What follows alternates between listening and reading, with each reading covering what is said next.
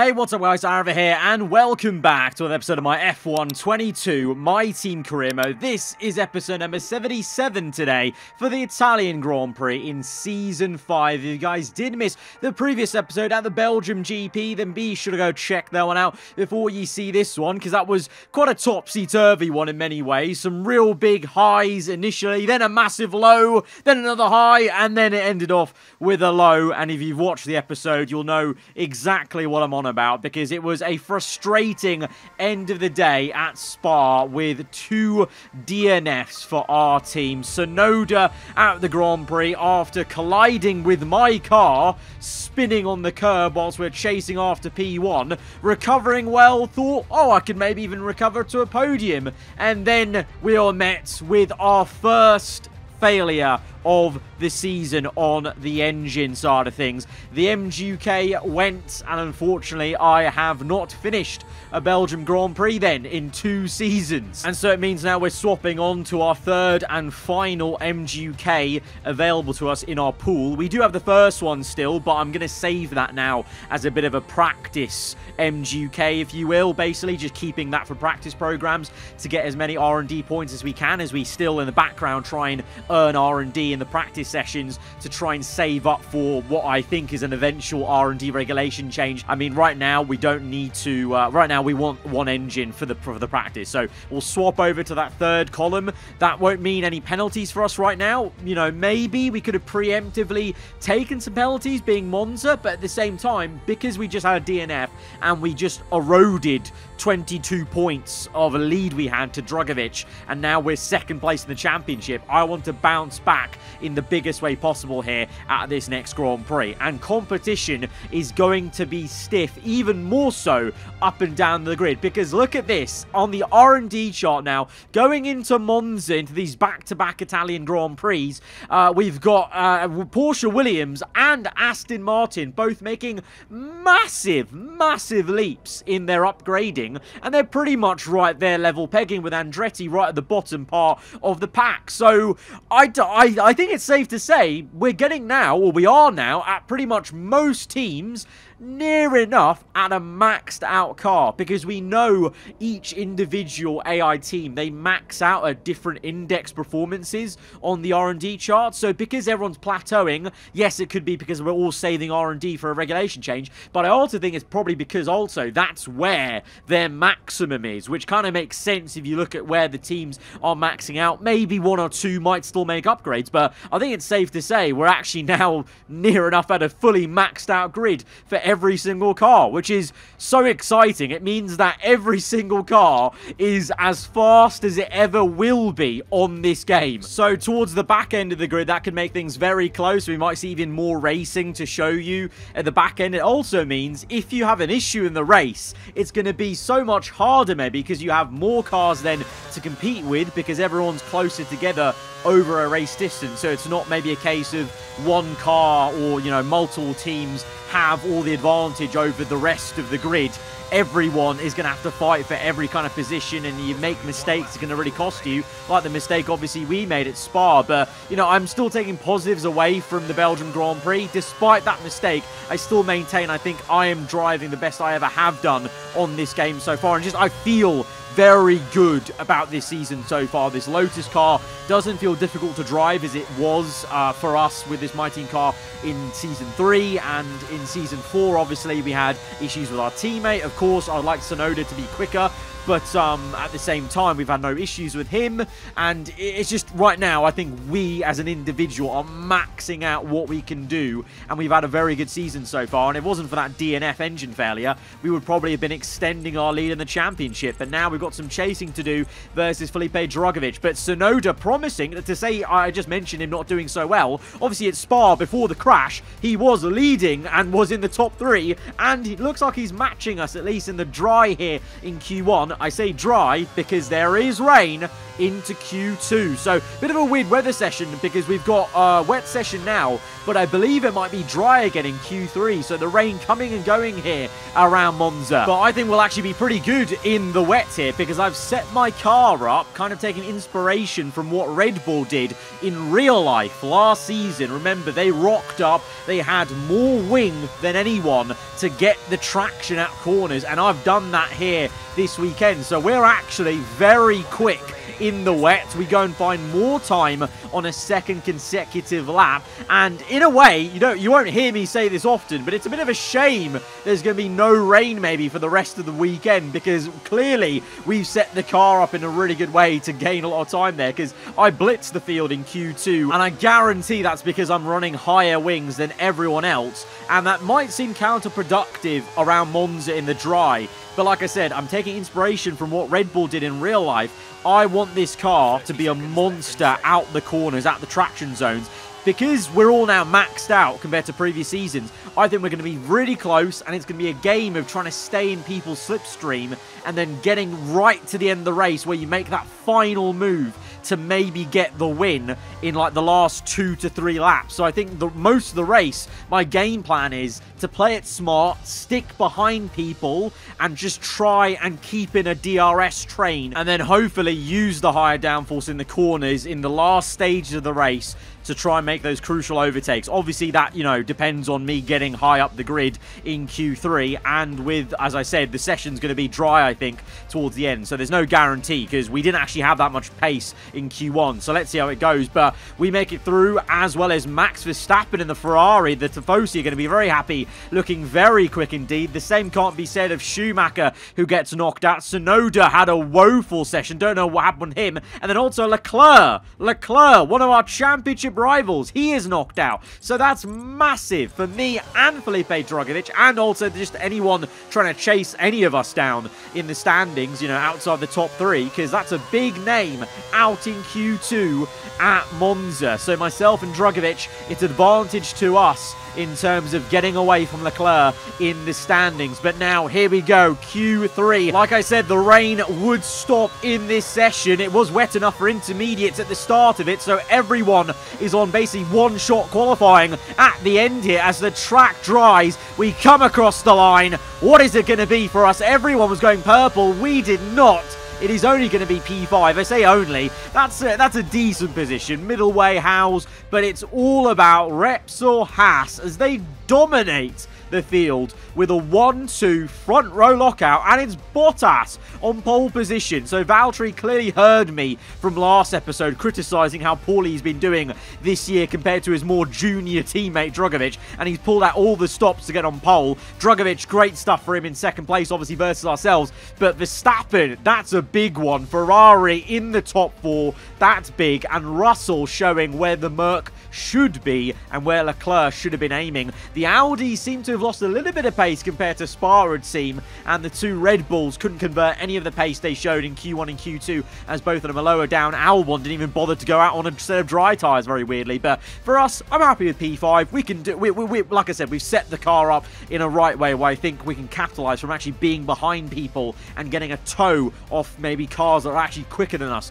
in a straight line. So that's the game plan, and now it's just about trying to execute it. Let's go to the grid for the Italian Grand Prix. We're back in Italy once again for another round of the Formula One World Championship. And what a great race is in store for us today, here at the oldest circuit on the calendar, which hosted its first race all the way back in 1922. We're 12 miles northeast of Milan for today's Grand Prix at a Monza circuit where we can expect top speeds of around 215 miles per hour. 11 corners on this 3.6 mile track, with 7 of those coming in the form of chicanes. And with a good slipstream and DRS open, there should be plenty of opportunity for some passing here today. Off the back of a fantastic qualifying session, it's time to see how our starting grid looks like for today's race. Good job yesterday from Valtteri Bottas. The Finn starts from pole position, and Felipe Drugovich completes the front row. Moving on to the rest of the grid, we have Verstappen, Russell, the owner driver, and Sainz, Vettel, Gasly, Norris and Alex Albon, Mick Schumacher, Magnussen, Oscar Piastri and Tsunoda, Hulkenberg, Ricciardo, Liam Lawson and Sergio Perez, Stroll, Leclerc, they've taken a grid penalty, Fernando Alonso and Esteban Ocon lines up at the back of the grid. That's it then, it's time to go racing as we head down trackside for today's race. Anthony Davidson joins me once again in the commentary box. Ant, it's fantastic to have you with us here, but I'm curious, as a man with experience out on the track, how do you stop those pre-race nerves from becoming overwhelming when you're lining up on the grid? Well, I imagine they'll be starting to feel the adrenaline as they anticipate the rundown into turn one, a bit like preparing to go into battle. The unknown situation will bring nerves, but that's a good thing. It will keep them focused on the moment and on their surroundings as we build towards the start of the Grand Prix. So last season we had an engine failure, and then at this very Grand Prix we went on to win the Grand Prix. Can we emulate what we did in Season 4 again here in Season 5? The same failure at the Belgium Grand Prix. Can we win Monza back-to-back in 2 different seasons? Let's find out. We're opting for the medium competitor. A few people ahead of us on soft, so they're going from soft to hard, I imagine, or soft to medium. We're going to try a very aggressive medium to soft. So we are throwing all the different variables out. More downforce than everyone. Very different strategy, but, you know, the 2 Audis are also joining me on that, so maybe there is something to it. And let's go and see if we can try and win this whole thing as we get ready to wait on 5 little red lights to get us underway here at the Temple of Speed. The Italian Grand Prix is on the way, is lights out, and it's a great start for Russell. Such a slow one for Drugovich, our championship rival, also on the medium tyres, and those mediums just did not grip up for him into turn 1. Had a look on the inside, but Drugovich locks up and closes off that opportunity, but his teammate is in P1, having started on the soft tyres, I believe. So it's Bottas from Verstappen now up into second place. The Tifosi will be loving that, and they'll be hoping that he can maybe even go for the race win today. We know how good that Ferrari actually is at overtaking this season, and now that maybe he's got a bit of pace and confidence maybe after that Saturday qualifying, it could just work out for him, and he's all over the back of the Flying Finn. Verstappen, will he be going for the early race lead onto lap 2? Russell a bit further back behind, being chased after by Drugovich, myself, Carlos Sainz, and there goes Verstappen now, side by side with Valtteri Bottas, the Haas on the right-hand side of your screen, looking to go on the inside for turn 2. Verstappen round the outside, he's going to leave enough room, then just get the traction, and the Ferrari leads here at Monza, and the crowd must be going wild. It's been a long time since a Ferrari in this career mode has been at the top at Monza. I think, you know, season 2 or 3 maybe, if that. So that is honestly the perfect start that the Ferrari fans could have hoped for, but we've seen a few times this season Verstappen's engine go pop, so there's a long way to go in this race and a long way to go for us as we now chase after and stick with Drugovich, who locks up again. The second lock up of the day. He locked up into turn 1, and that's even more costly as we get at 1 position, and it's 1-0 to us then in this race, an advantage to us then in the championship in terms of the points we might get, as now Drugovich locks up again. What's good? Is there a brake issue for the Repsol Haas today, at least on one side of the garage, because now Drugovich all of a sudden is down to P7. He locked up, he took Sainz wide, that allowed Gasly just to swoop in up into P5, and now Drugovich is in a drag race with the Audi down to turn 1 to try and actually retake P6, as meanwhile the top end, you may have noticed on the time ladder, Verstappen is down to P2, so that Haas, you know, Drugovich may have brake issues, but the car itself is very slippery in a straight line, and clearly Valtteri doesn't have any brake issues today because he's re-overtaken Verstappen, so this might just keep on going and going, swapping left-right, and this is going to help us out, because all 3 of these guys, they may have a tyre advantage of the soft compound, but if they're constantly swapping, we're going to close up to them. I mean, we're already under half a second there behind George Russell, as Verstappen once again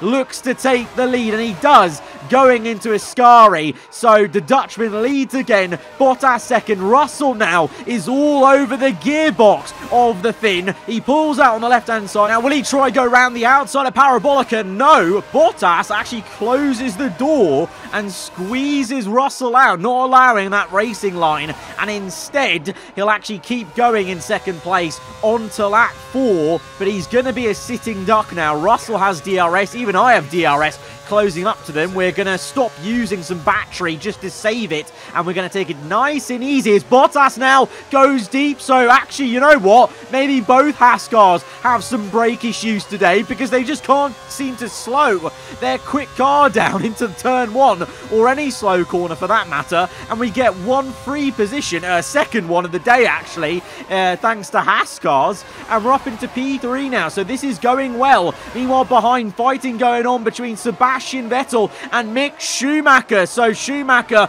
in contrast to Verstappen, just trying to break into the top 10. But this is a great little battle, you know, and this is like the changing of the guard, you know, because this season, Vettel, after that win he had in round 1, he hasn't looked as quick now as he did in season 4 and 3. So is this the beginning of the end, maybe, of Vettel's second retirement in Formula 1? Because remember, he retired once, and then we brought him back out of retirement. But this looks like the changing of the guard as Schumacher overtakes him into Ascari and gets ahead as we are now up the gearbox of Russell and looking to overtake him. And now you're going to see that advantage of having higher wings. We're able just to get a much better exit versus Russell, get that slingshot going, then in a straight line, using enough battery and DRS and slipstream, we can still go toe-to-toe with him in a straight line. And actually having higher wings means I can brake a lot later with a lot more stability than I would have with lower wings as Vettel and Schumacher continue to battle.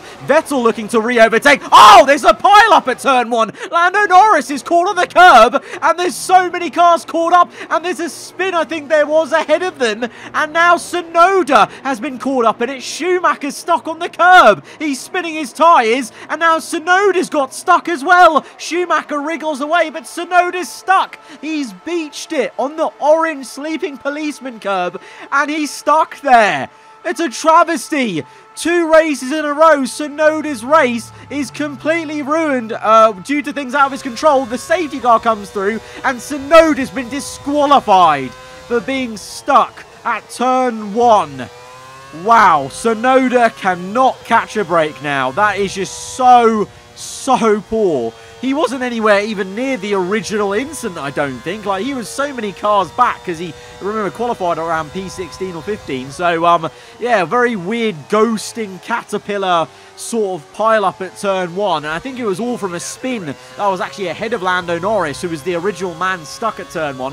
Verstappen comes in under this safety car. I stay out, as well as the other medium tyre runners of Felipe Drugovich. But Verstappen, Russell, Bottas, they're all in from the soft compound. Now, you might remember last season, I was in the opposite situation. I was the one who pit, and other AI didn't pit when they're on medium tyres. And in the end, that was advantageous to us because we got a free pit stop. Now, I'm on the other side of it. I'm on mediums. Now, I did think about pitting, but the problem is, it's a bit of a waste to me to not go longer on the mediums because it's a better race tyre. I thought, and my hope is, that we can counteract the fact we've not had a free pit stop with the overwhelming pace we'll have on softs at the end of the race. And also, for the remainder of this stint, even the worn mediums should be faster than fresher hards around here. And a lot of other drivers have thought the same thing maybe, and that means there's more obstacles for those guys who have pit to overtake before they get towards me. So that's the hope. But let's look at a replay then of why we've got this early safety car out. So Gasly versus Sainz this is. So further up ahead of Lando Norris, and Gasly spins it. And ironically, Gasly's old teammate Lando is the one who gets caught up on the curb. He then somehow wriggles away, but because of where he was parked, it basically just created pandemonium. Look at that. I've never seen that. 3 AI cars actively chose to drive over the runoff to even cut the corner to avoid turn 1. That's mental. I've never actually seen AI willingly decide to drive over sleeping policemen to avoid an incident like that. So it's actually pretty clever for them. But what wasn't clever was just that curb getting cars stuck. And so Tsunoda got stuck. and basically got disqualified just because he was just there. So that's just really, really unlucky. So we're here now, lap 7 on to 8, and we're getting ready to get this race underway. We are the effective pace controller, and we go as early as possible as the safety car just comes in, and we barrel down towards turn 1. I think that's a pretty good exit, but the Haas is so quick, and Drugovich maybe pulls out to make a move. We go defensive to the inside just in case, but to be honest, I felt like we had it covered off either way, but we start to just do that just in case. But we remain in P1, Drugovich stays in P2, Sainz in 3rd, Albon 4th, Gasly and Vettel to P6, Lando, Ocon, Magnussen, Valtteri Bottas round out the top 10. And remember, Bottas and Verstappen and Russell, them 3, those are the guys, remember, that were on the softs, that pit under that safety car. So from P10 onwards, they're going to have to try and make their way through drivers that have stayed out on medium. So I'm hoping that all of them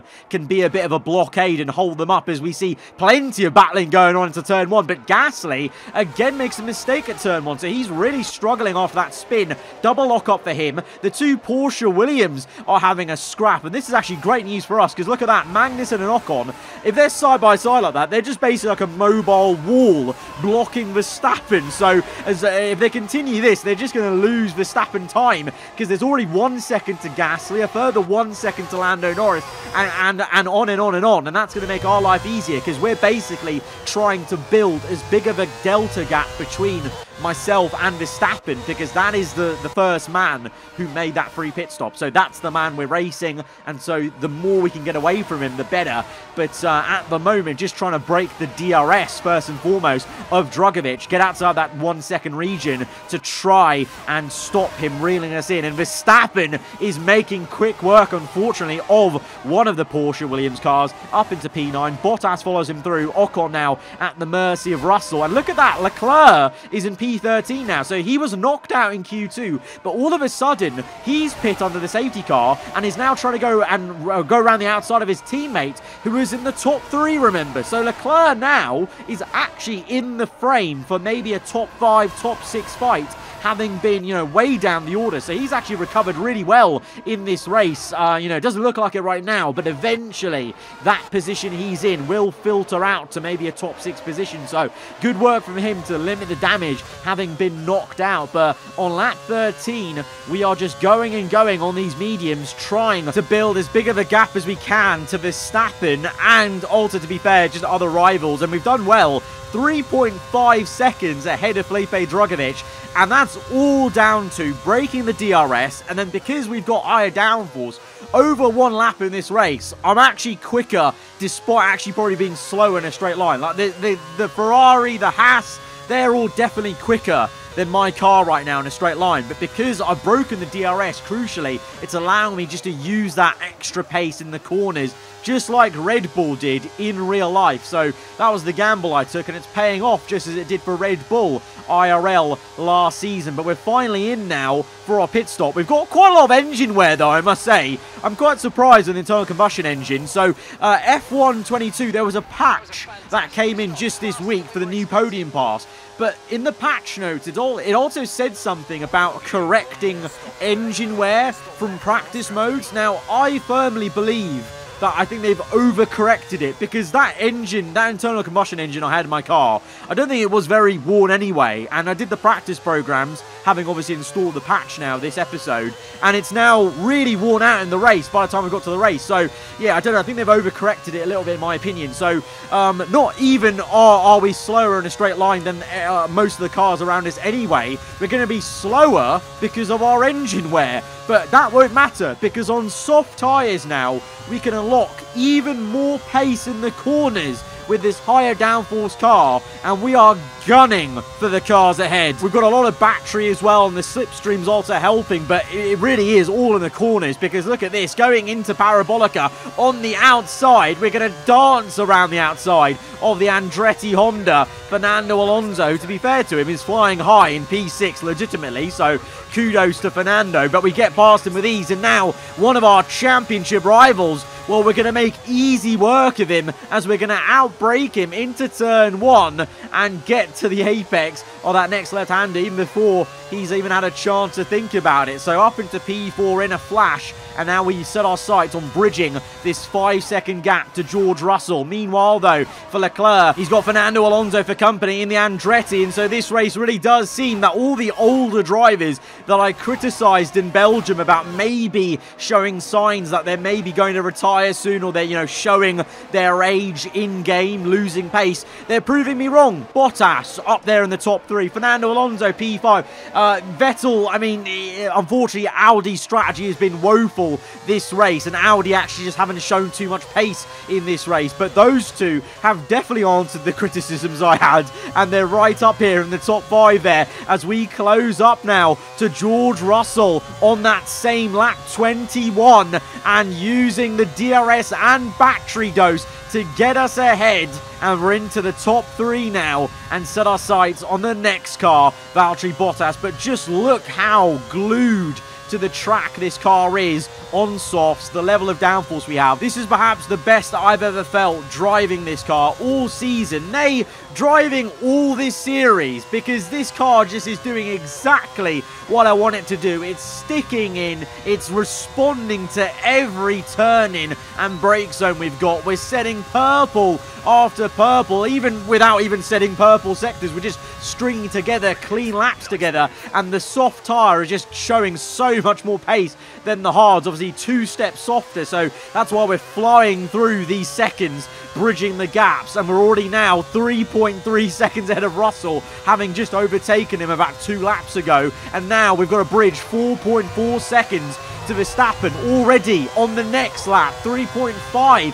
So we're taking a second a lap out of the race leader. We can do this. We can catch up to Verstappen and go for the win. But right now there's a battle going into Ascari, and there's an incident with Nico Hülkenberg, and he's out of the Grand Prix and parked up in a really dangerous spot, and that is going to trigger a second safety car of the day. So, we were already catching Verstappen anyway. I maintain we would have caught him anyway. But now, we've been given a gift from Nico Hülkenberg slamming into the back of Lando Norris. So we're going to bunch up now and be right behind Verstappen. We're on soft tyres. They're a little bit worn out, but they're still going to be better and quicker than the hard tyres. So, you know, the only thing that might hurt us today is that engine speed. Very worn internal combustion engine there. And obviously we know the Ferrari is going to be quicker anyway due to lower wings. We're running higher ones, and the Ferrari's just been quicker anyway this season. Very slippery in a straight line when it wants to work correctly. But here we go then, behind Verstappen, and it's time to go as we're side by side immediately with the slipstream we got onto green flag racing into turn 1, side by side on the outside. Gonna try and get to the next apex. Verstappen does very well though to pull alongside, and he actually gets the better exit, and I just can't quite match the acceleration he has. But in the slipstream, in the tow, I'm able to close up. Where is he going to go? He's really parking the car very well, because he just defends so beautifully. I mean, he just placed it in the middle, and I thought there was enough room to maybe dive down the inside, but then you saw when we got to the apex, he shut the door. So if I'd actually stuck my nose in, that would have been a crash. So, you know, Verstappen's AI here very much driving like Verstappen in real life, just really making it very awkward for the man trying to overtake him. And this is maybe the best Verstappen's driven in this series ever since he won that first championship in Season 1. Now he's doing it in a Ferrari in front of the adoring Tifosi onto the last lap of this Grand Prix. Can he get a historical win for Ferrari? The first win in so long in this series for them at their home race. Or can I spoil the party onto the final lap of this Grand Prix, pulling out the slipstream? You can see no DRS, and without the tow from right underneath his rear wing, I'm not quick enough. We need to do this in a caution corner, and we need to be clever about this. We have a much better first 2 turns. We're ahead of Verstappen, but then again, that Ferrari's so quick that he just pulls back alongside us, gets back ahead. We're jockeying for position a little bit. I'm now thinking about going to the outside. Verstappen holds his line. We go around the outside. He goes deep to squeeze me out. So again, it's another masterclass bit of defending from Max Verstappen. I think this is maybe the best I've seen an AI defend me in this entire series. And at the same time, I feel like I'm driving the best I ever have. And we pretty much only got 1 sector to go now as he barreled down towards Ascari. This may be it. Using all the power we have in the battery. Dive down the inside. Ease it in. Verstappen goes a bit wide, but it was clean and fair racing. We left him so much room. We didn't even take too much curb on the inside, but the overwhelming grip in the corner has done it for us, and we picked our moment wisely. Any other corner, Verstappen would have re-overtaken us, but we've just measured it, and we've timed it correctly to take a fantastic win at the Italian Grand Prix. We've spoiled the party for the Tifosi, apologies, but it had to be done. We deserve that one. We drove a great race today, and we emulate what we did last season. DNF at Spa, the win at Monza. Well, that might not have been the finest race in history, but there's no question it was a critical win.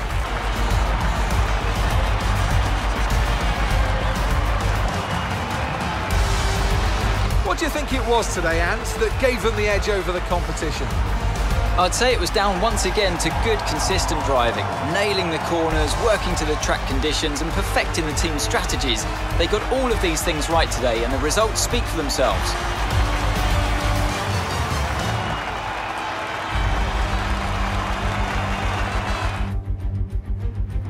Here comes your top 3 making their way down to the podium for what can only be described as a fantastic day for Formula 1. On the top step of the podium and on top of the world we are feeling today, because that was so damn satisfying to get it on the last lap. Verstappen put up such a good fight though. My God, that defending was so ferocious, difficult. At some points I was very worried we were going to make contact and it might be, you know, race ending or something. You just never know with Verstappen sometimes, but we measured it, we were patient with him, and we just chose the exact right moment to even dump the battery. You saw, I pointed out, we actually used all our allocated battery on the last lap just before we exited Parabolica. If that happened earlier in the lap, we would have been donezo. Verstappen would have got us back into Parabolica, but we timed the battery use perfectly into Ascari, out of it, and just deployed it at the right time. And I feel like we really deserve that one. And now we get, you know, we now have half the points lead we did have going into Spa. We're 11 points ahead compared to 22 points ahead before the DNF we had. So a bit of half justice resumed there for us. In the constructors, we, well, Mercedes still managed to keep the lead ahead of us, and it's tough when, you know, Tsunoda's being disqualified in this race, but we'll keep digging in. But Haas re-overtake Audi to get up into P3. Ferrari climb up to P5 as they try and get away from what is a dismal kind of effort, I guess you could say, so far from Red Bull and McLaren, two of the top teams in F1 in the last few seasons. Very much the status quo has changed in Formula 1. The landscape has changed of this grid. But for us, back on the top bit of the standings, that's what you want to see. And that concludes a pretty awesome Italian GP for ourselves. Guys, if you have enjoyed that one, hit the like button. Let me know what you thought in the comments below. If you're around here, then do get subscribed for weekly Formula 1 content. I'll see you guys next time. Goodbye.